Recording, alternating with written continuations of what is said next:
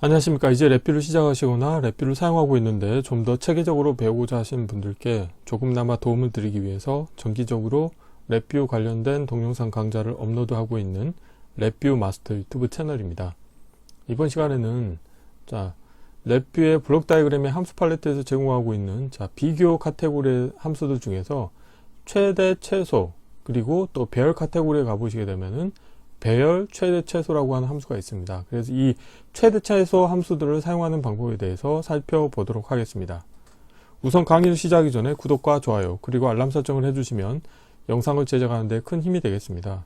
프로그램을 개발하시다 보면 어떤 두 개의 입력값에 대해서 어떤 게 더 큰지 이걸 또 확인하고 싶으신 경우가 있으십니다. 뿐만 아니라 1차원 배열 데이터 중에서 가장 큰 값과 가장 작은 값을 검색을 하고 싶은 경우가 있으실 텐데요. 이런 거를 손쉽게 하기 위해서 랩뷰에서는 두 개의 원소를 입력받아서 최대 최소 값을 이제 판단하는 함수와 그리고 1차원 배열 데이터를 입력받아서 1차원 배열 데이터 중에서 최대값과 최소값에 해당하는 인덱스와 그 값을 취득할 수 있는 함수를 제공하고 있습니다.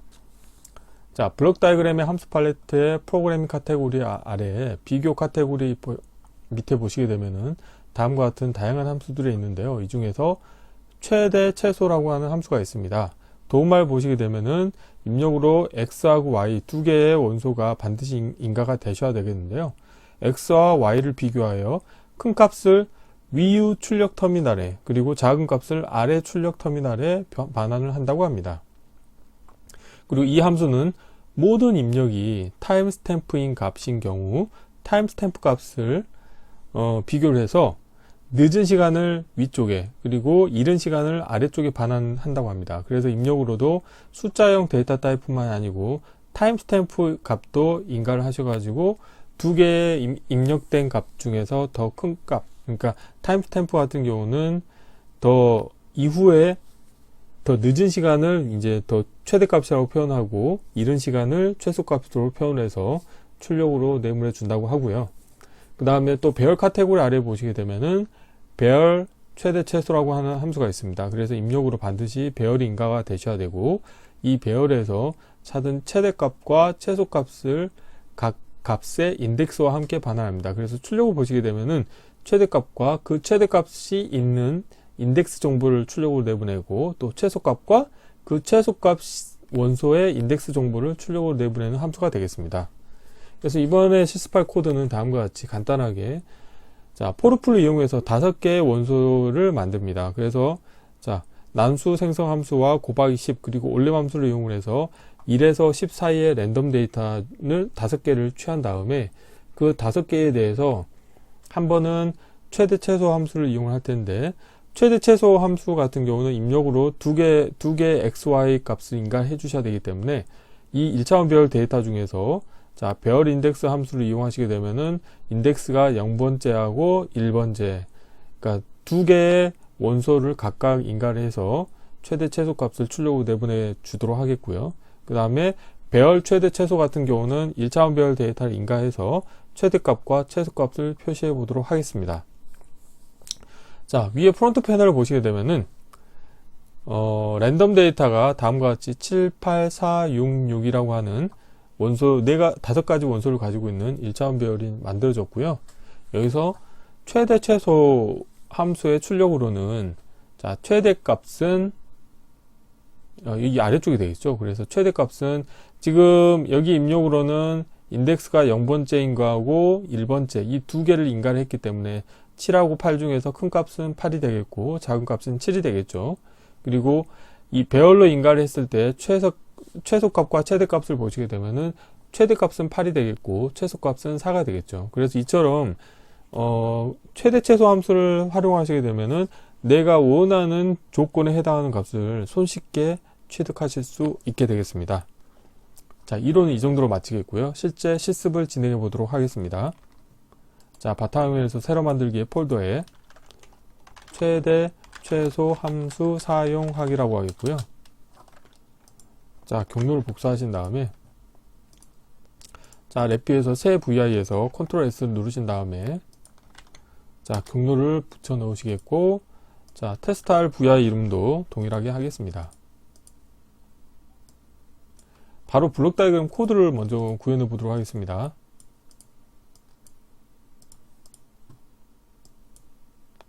자, 함수 팔레트에서 자, forF를 이용하셔가지고 랜덤 데이터를 만들 건데요. 자, forF에서 루프는 총 5번 반복을 하겠고, 자, 숫자형 카테고리에 가보시게 되면은 난수 함수가 있겠고요. 여기에다가 자, 곱하기 10을 하겠습니다. 자, 생성의 상수에서 곱하기 10을 해주시겠고요. 그 다음에 올림 함수를 이용하겠습니다. 그래서 자, 소수점 자리를 버리겠고요. 자, 관련된 값이 자, 원소가 5가지인 1차원 배열 데이터가 나오겠고요. 이 부분에서 자, 생성의 인디케이터를 하나 만들어서 자, 랜덤 데이터가 어떻게 생성됐는지를 확인해 보겠습니다. 그래서 입력 배열이라고 하겠고요. 다음으로는 자, 비교 카테고리에 가보시게 되면은 최대 최소 함수가 있죠. 그리고 배열에서 배열 인덱스 함수를 불러오겠습니다. 그래서 자, 1차원 배열 데이터를 인가해 주시겠고, 별도로 인덱스 정보를 인가하지 않으시게 되면은 이 인덱스는 0부터 1씩 증가합니다. 그래서 관련된 값을 자, 인덱스가 0인 거를 인가해 주시고, 다음으로는 인덱스가 1인 값을 인가해 주시는 거죠. 이렇게 했을 때 자, 출력으로는 생성의 인디케이터 하나 만드시겠고, 자, 다음으로 또 생성의 인디케이터 하나 만드시겠고요. 자, 라벨은 오른쪽으로 하겠고, 다음과 같이 하시면 되겠습니다. 자, 다음으로는 배열 카테고리에 가보시게 되면은 배열 최대 최소라고 하는 함수가 있습니다. 자, 라벨을 보이도록 하겠고요. 입력으로 배열을 인가해 주도록 하겠습니다. 자, 이렇게 했을 때 자, 출력으로 마찬가지로 자, 생성의 인디케이터. 자, 이번에는 인덱스 정보도 보이게 해볼게요. 자, 이렇게 하시겠고, 자, 최대값,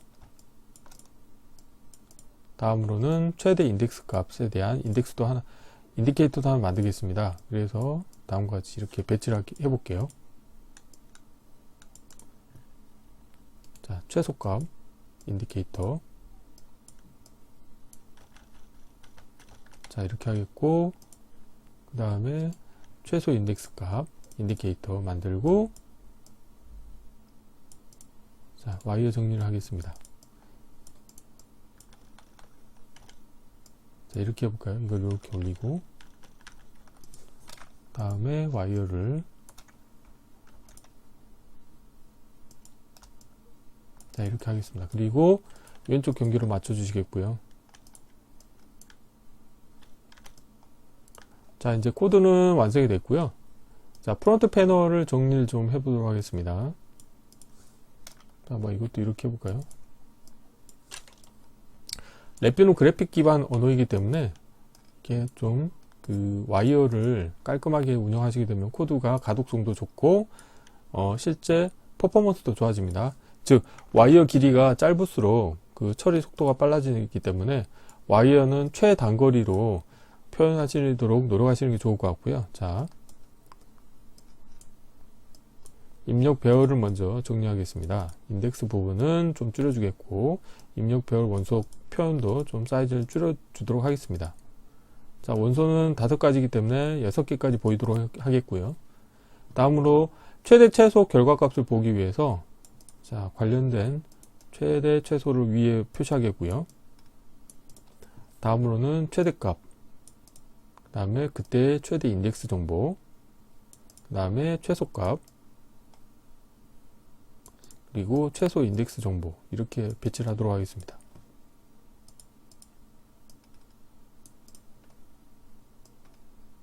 그리고 이 관련된 부분에 대해서는 자, 자리 맞춤을 제가 가운데로 하겠고요. 자, 이렇게 하면은 이제 코드가 다 완성이 됐습니다. 실제 동작을 확인해 보도록 하겠습니다. 자, 실행을 하시게 되면은 랜덤 데이터가 5개가 생성됐고, 이 중에서 최대 최소의 입력으로는 5와 6이 인가가 됐고요. 5하고 6 중에서 큰 값은 6이 되겠고 작은 값은 5가 되겠죠.